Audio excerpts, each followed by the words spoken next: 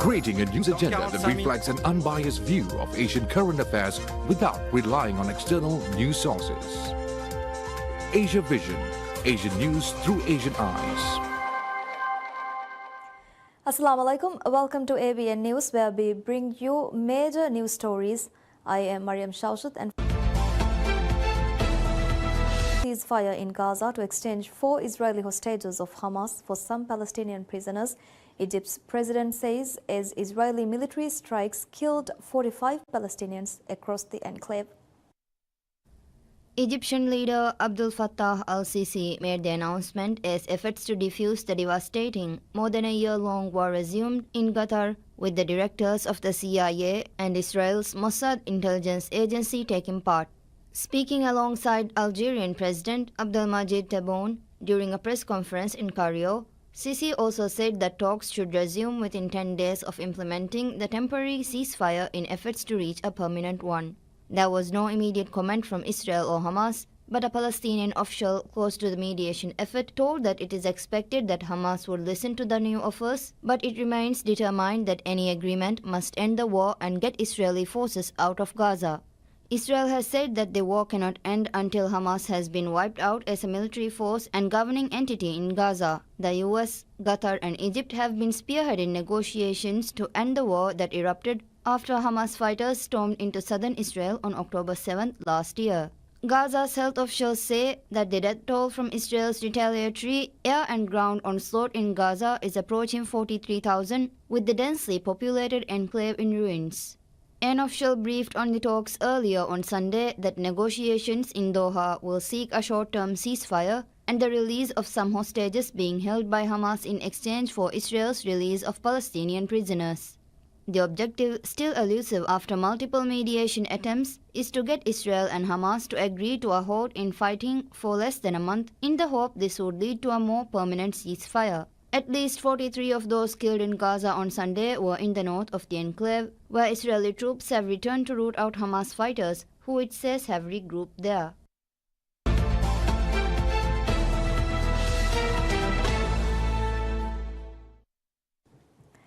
UN Assistant Secretary General for the Middle East Khalid Khiari says the latest exchange of attacks between Israel and Iran risks plunging the region into the unknown at a time when we urgently need de-escalation on all fronts.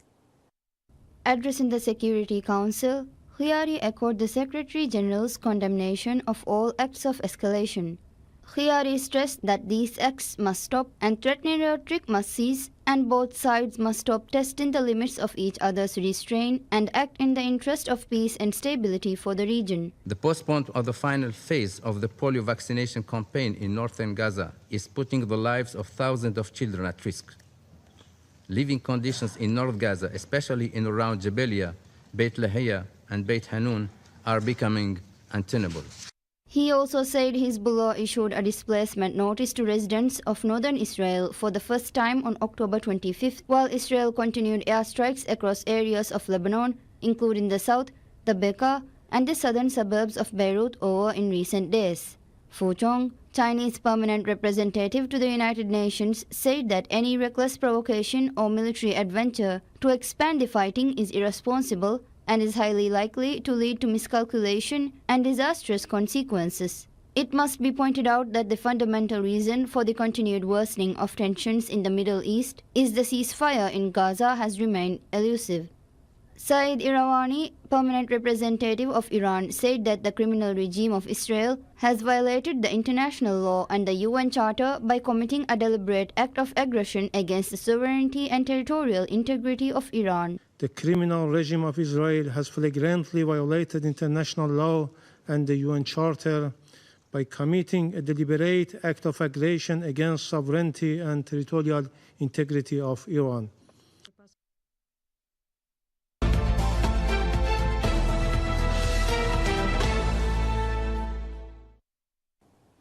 The Special Rapporteur on the Promotion and Protection of Human Rights and Fundamental Freedoms while countering terrorism, Ben Saul, says wars on terror are back with a vengeance. along with their catastrophic humanitarian consequences. So, talking to reporters in New York after briefing, the General Assembly's Third Committee emphasized the support for those worst by states which failed to use their influence to prevent violations of international law by other states. Over the past year, I've been concerned about excessive counter-terrorism laws in many countries which are misused against political activists, civil society, journalists, universities, students, often combined with unfair trials and judiciaries which are not independent. Responding to a reporter's question, Seoul said that they have called on all states to not provide weapons or munitions to Israel because that would breach the obligation of other states to ensure respect for humanitarian law. We've called on all states not to provide weapons or munitions to Israel because that would breach the obligation of other states to ensure respect for humanitarian law. It would breach obligations under the Genocide Convention to prevent genocide.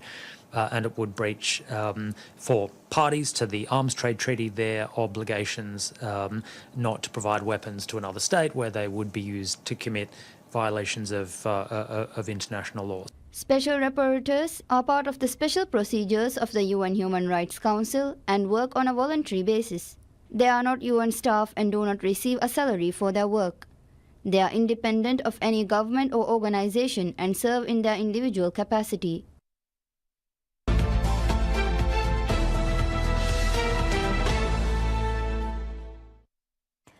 The airports of Thailand is set to start facial recognition technology across its 6 airports, becoming one of the first countries in Southeast Asia to implement biometric boarding systems. AOT President Kirati Kitmanawat announced the new system allows passengers to proceed through security checkpoints and boarding gates using only facial scans, eliminating the need to present boarding passes or identification documents. Domestic passengers can start using the system from November 1st, while international travelers will have access from December 1st. Each verification takes less than 10 seconds.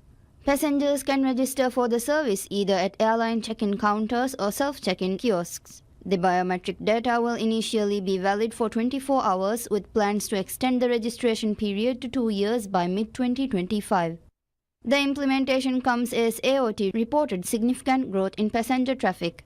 The company handled 119.29 million passengers across its 6 airports in fiscal year 2024, up 19.22% year-on-year. International passengers increased by 34.82% to 72.67 million. AOT forecasts total passenger volume to reach 129.97 million in fiscal year 2025, an 8.95% increase.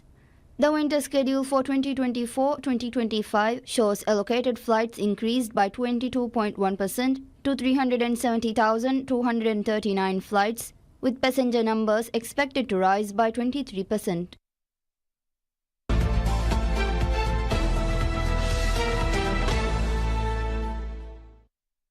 Indian Prime Minister Narendra Modi urges people to work towards making India a global leader in animation during his radio program Man Ki Baat. International Animation Day is celebrated on October 28 to honor the animation industry and inspire new talent. Launched in 2002 by International Animated Film Association, a part of UNESCO, this day is all about inspiring fresh talent and celebrating the world of animation. In this regard, India's Prime Minister Narendra Modi urged people to resolve to make India a global animation powerhouse during the 115th episode of Man Ki Baat program. He emphasized the importance of self-reliance and urged people to share their innovative ideas on social media.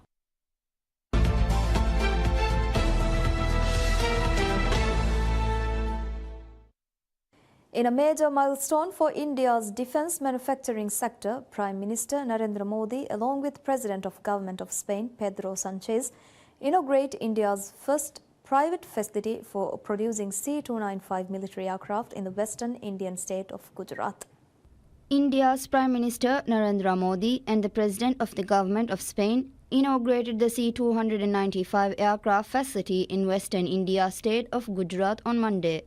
The Tata Advanced Systems Limited TASL Airbus facility in Vadodara will manufacture C-295 military aircraft in India becoming the first private sector final assembly line for military aircraft in the country.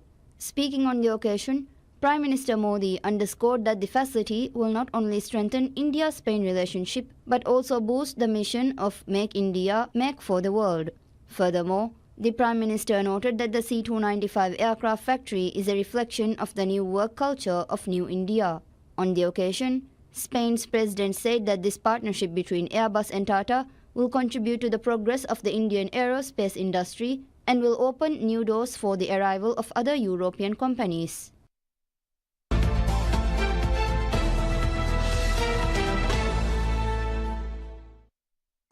Moving on to a lighter news, rows of robotic arms move with precision to assemble nickel-based battery cells on the production line at Indonesia's inaugural electric vehicle battery plant, the first in Southeast Asia.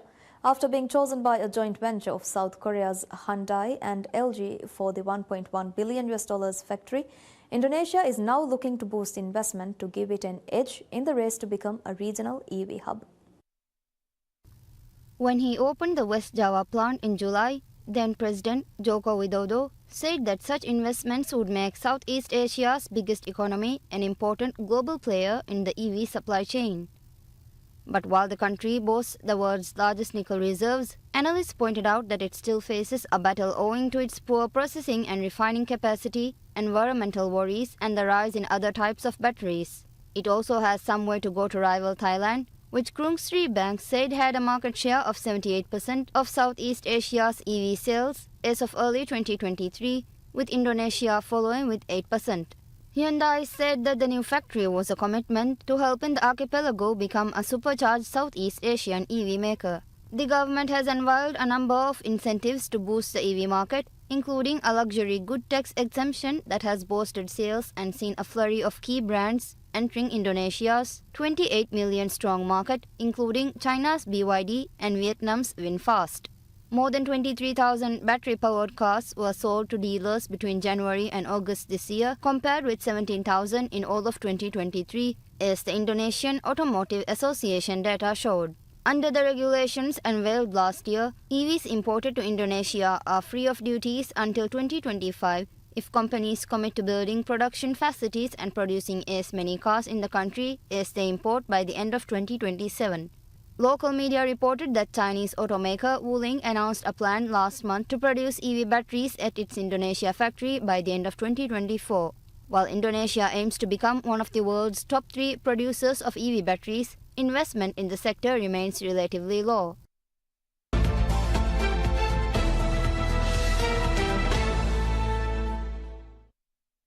The yen hit a 3-month low as Japan's ruling party lost its parliamentary majority, while oil tumbled after Israel's weekend strike on Iran bypassed oil or nuclear targets. Japan's Nikkei, after initially falling, rose 1.9%, and the yen slipped as far as 0.9% to 153.88 per dollar, following the ruling Liberal Democratic Party's weakest result since 2009 in Japan's weekend election. Brent crude futures fell 5%, trading as cheaply as $71.99 a barrel after Israel's response to an Iranian missile attack focused so far on missile factories and other sites near Tehran and not disrupting energy supplies. Public broadcaster NHK reported that in Japan, which has ruled for most of the post-war years, and junior coalition partner Komeito won 215 lower house seats at Sunday's election. This falls well short of the 233 needed for majority, and the yen was squeezed since investors figured any government that emerges is likely to make a dovish shift in economic policies. Analysts also expect the Bank of Japan, which reviews policy on Thursday, will be more dovish, and that will hurt the yen. Gains in the Japanese stock market, which often moves in the opposite direction to the yen, as a weaker currency can help exporters, were led by technological companies. Broader currency markets were steady, leaving the dollar on course for its largest monthly raise as signs of strength in the U.S. economy and the prospect of Donald Trump presidency have driven U.S. yields sharply higher. While markets have started pricing in a second Trump administration in recent weeks, Vice President Kamala Harris is leading Trump nationally by a marginal 46% to 43%, according to a recent Reuters poll.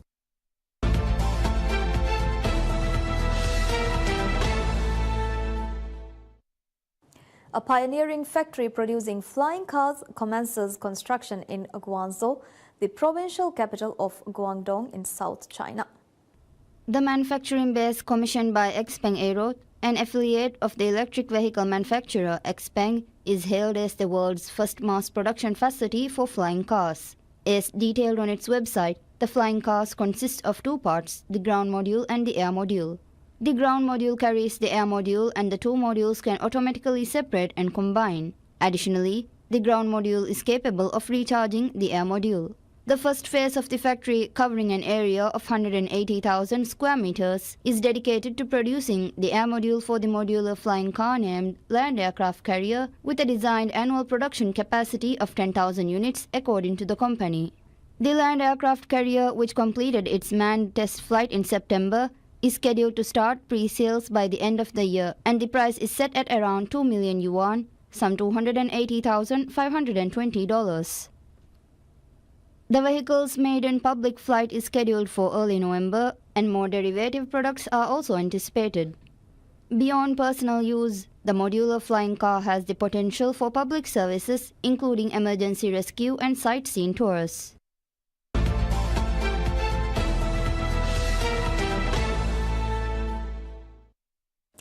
And that concludes this episode of AVN News. Thank you for watching. Stay tuned for next week, where we'll bring you more exciting news. Thank you for watching. Good night.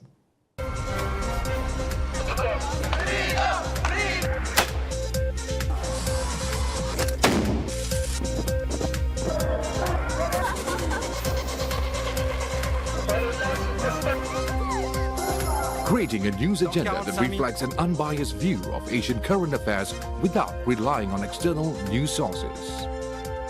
Asia Vision, Asian news through Asian eyes.